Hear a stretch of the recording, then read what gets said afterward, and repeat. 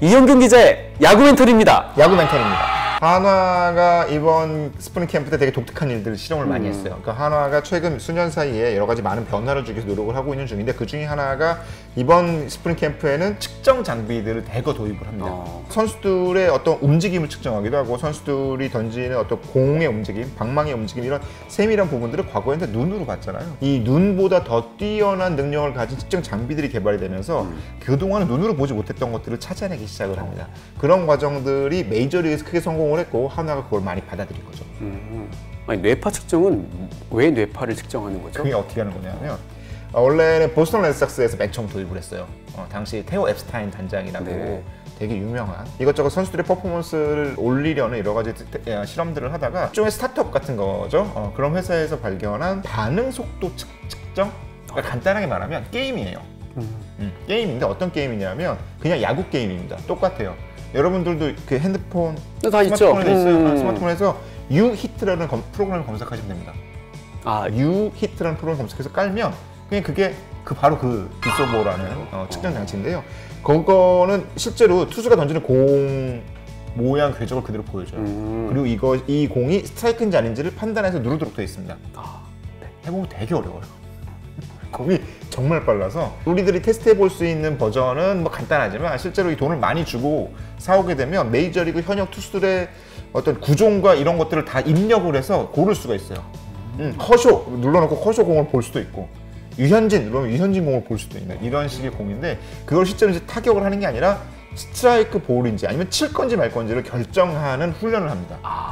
그러니까 위치를 맞추는 게 아니라 스트라이크인지 아닌지를 맞추는 거군요. 그렇죠. 스윙 디시전이라고 부르는데, 이걸 결정을 하는데 지나치게 빨리 하면, 지나치게 빨리 했을 때 틀리는 확률이 많으면 이건 좋은 판단이 아니에요. 그렇죠. 그렇다고 너무 늦게 해서 스트라이크는 맞았는데 이거 이미 늦었네 라고 생각을 하면 이것도 효과적이지 않습니다. 너무 늦어버리면 그 빠른 공에 대응하기가 몸이 힘들어요. 그래서 이 순간순간 반응 속도와 정확도를 체크를 하는데, 그거를 그냥 단지 손의 움직임, 이걸 얼마나 빨리 하느냐가 아니라 뇌파를 측정하는 장치를 달고 반응 속도를 체크를 합니다. 그래서 이게 그냥 측정을 해서 너는 몇 점이야 라고만 하는 것이 아니라, 이걸 통해서 어떤 장단점을 분석을 하고 디벨롭을 해가면 실제로 선구하는 과 스윙 디시전의 능력이 좋아진다고 그래요. 검증이 됐고, 그거를 이번에 한화가 들어오게 됩니다. 그럼 아무래도 결과가 그 게임 점수가 높은 사람들은 아마 4번 타자 막 이런 강타자들이 주로 잘하겠네요. 실제로 이번 겨울에 그 보스턴 레드삭스에서 LA 다저스로 옮긴 무키 베츠라는 선수가 있어요. 정말 다재다능한 선수입니다. 호리호리한데 홈런도 잘 치고 스피드도 좋고, 2018 시즌에 아메리칸 리그 MVP를 받았던 선수인데, 이 선수가 그러니까 드래프트하기 전에 아마추어 선수일 때 테스트를 해봐야 될 거 아니에요. 그래서 그걸 시켜봤대요. 어마어마한 점수가 나와서 앱스타인 단장이 생각을 했답니다. 그래서 1라운드에 뽑았던.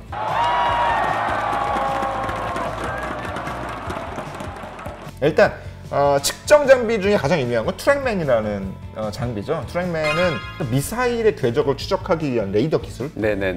탄도 궤적을 추적하는 레이더 기술이라는 게 도플러 효과를 이용해서 파장이 높고 낮아지는, 제가 군에서 또 레이더병이었거든요. 야구에 어마어마한 영향을 미쳤거든요.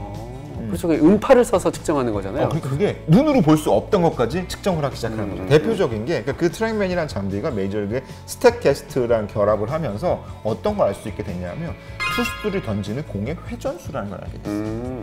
회전수와 공의 궤적, 이런 것들을 보다 정확하다고 해야 되나, 보다 통계적으로 유의미하게 알 수 있게 된, 물론 이전에 피치 FX라는 장비도 있었고 거기를 통해서 많은 연구들이 이루어졌는데, 본격적으로 트랙맨이 전 구단에 깔리게 되면서 좀 더 세밀하게 이루어지게 됐어요. 타자들이 친 타구의 속도를 알 수 있게 됐어요.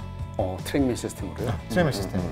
이 타자가 꽝 때렸을 때 이 공이 몇 도의 각도로 어느 정도의 스피드로 해서 어디까지 날아가는지를 정확하게 측정할 수 있게 되니까, 그러다 보니까 깨달은 게 홈런이 잘 나오는 범위라는 게 있는 거예요. 타구를 빵 때리는데 공이 밑으로 깔아앉으면 땅볼이 되니까 장타가 나올 수가 없잖아요. 일단 그래서 타구는 약간 위로 뜰 수 있게 쳐라. 그게 뭐 한 21도에서 32도 사이에, 요 사이에 들어가는 쪽이 홈런이 나올 확률이 높다.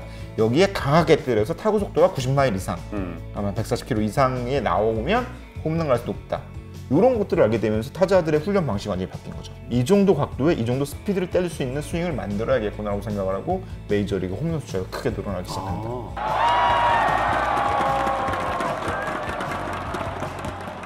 프로야구, 국내 프로야구 팀들의 굉장히 잘 많이 쓰이고 있는 대표적인 장비가 랩소도라는 장비입니다. 랩소도라는 건 휴대용 트랙맨이다라고 생각하면 돼요.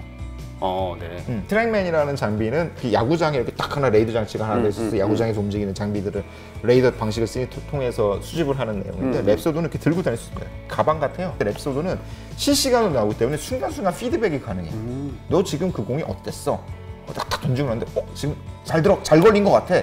회전수 좋았나? 이런 것들을 실시간으로 파악이 가능하기 때문에 훈련용으로는 랩소도가 더 좋죠. 최근 메이저리그는 트랙맨 내지는 호크아이라는 시스템을 쓰기로 거의 결정을 했습니다. 호크아이는 광학 방식이래요. 박쥐처럼 소리를 이용해서 공을 추적하는 것이 아니라 사진을 엄청나게 찍는 거죠. 광학 방식이니까 사진을 엄청나게 찍어서 그 사진 정보를 가지고 공의 움직임을 체크하는 방식일 텐데 기본적으로 둘 다 파동이다라는 설명을 듣고 나서 그다음부터는 정신없어서 무슨 소리인지 하나도 모르겠는데 빛도 파동이고 소리도 파동입니다라는 설명에 우리 야구하면서 이것까지 알아요.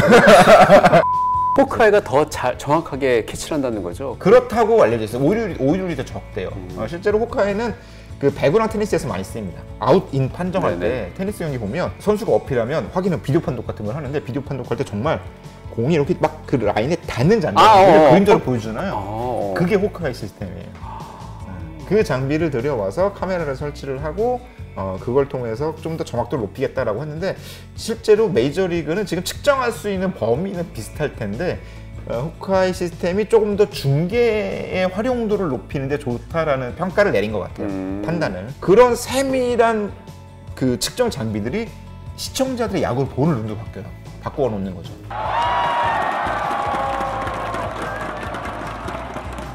과학사에 그런 장면들이 되게 많이 나온대요. 측정 장비의 변화가 세계관을 바꾼다. 선수들에 대한 평가를 조금 더 정량적으로 할 수 있게 돼요.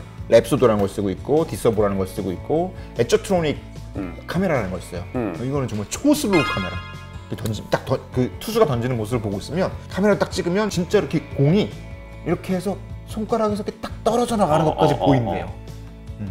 그래서 이게 정말 내가 실제로는 이렇게 던지고 있으면 선수를 알게 되고 각도도 다 측정할 수 있게 되고 그러다 보니까 피칭 디자인이라는 걸 할 수 있게 됩니다. 어떤 자세로 공을 던지는지 옛날에는 공을 어디에 던지는지만 생각을 해요. 커브니까 이렇게 던져서 이렇게 떨어지겠지. 요것만 보고 던지게 되는데 지금 투수들은 이제 그 과정들을 알 수 있게 돼요. 숫자와 화면을 통해 좀 더 세밀하게 알 수 있게 되니까 내 공이 어디까지 어떻게 날아가서 어디서 어떻게 움직여야겠구나라는 걸 생각을 하고 그걸 맞춰서 손모양이나 팔꿈치 동작을 바꾸게 되는 거예요. 특히 장민재 같은 경우에는 회전축을 좀 높이고 회전수를 높이는 쪽으로 어떤 손목 모양 이런 것도 많이 바꿨다고요. 그래서 이번 시즌 어떤 모습을 보일지 기대가 되고 하나는 스마트 야구라고 주장을 하는데 정말 모두가 스마트할지는 모르겠지만 중요한 건 측정 장비를 통해 선수들이 갑자기 측정을 한다고 해서 선수가 확 잘하는 건 아닙니다. 그럼요. 그 측정을 통한 피드백이 얼마나 효과적으로 이루어지는가 굉장히 중요해요. 옛날에는 그냥 스윙 100개를 하는 거야.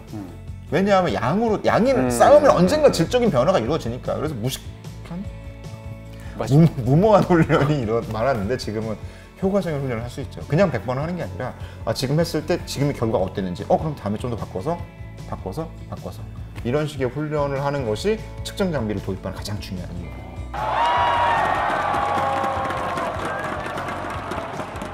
이게 측정 장비 기술의 가장 문제가 되는 지점. 옛날에는 사람의 어떤 감각, 스카우트의 감각을 통해서 선수들의 어떤 자질도 판단을 하고 하는데 지금은 쭉 늘어놓고 얘는 타구 발사각이 좋네, 타구 속도가 좋네 이런 거로 먼저 걸러버리는 거예요. 그러면 다른 재능이 꼭 피어날 기회 자체가 사라질 수 있죠. 그러니까 우리 빅데이터 시대라고 부르잖아요. 네네. 데이터들이 효율성을 추구하는데 굉장히 뛰어나고 그동안 우리가 몰랐던 사실들을 밝히는데 중요한 역할을 하지만 우리가 모르고 또 모르는 것들이 아예 모르게 돼버리는 알고리즘에 의해서 배제돼 버리는 경우들이 심심치 않게 벌어지잖아요. 그런 부작용도 확실히 있을 수 있죠. 신기술의 발달이 항상 능사는 아닙니다. 톰 글래빈이라는 투수가 아주 멋진 말을 남긴 적이 있죠. 아주 유명한 명언이긴 하지만 나의 야구에 대한 열정은 스피드건에 찍히지 않는다. 명언이네요. 물론 글래빈은 워낙에 잘하는 투수이기 야구 왜 이렇게 명언이 많아. 끝날 때까지 끝난 게 아니다 이런 거. 내 입장에서 좀 식상하고 있어요. 하도 많이 들었어.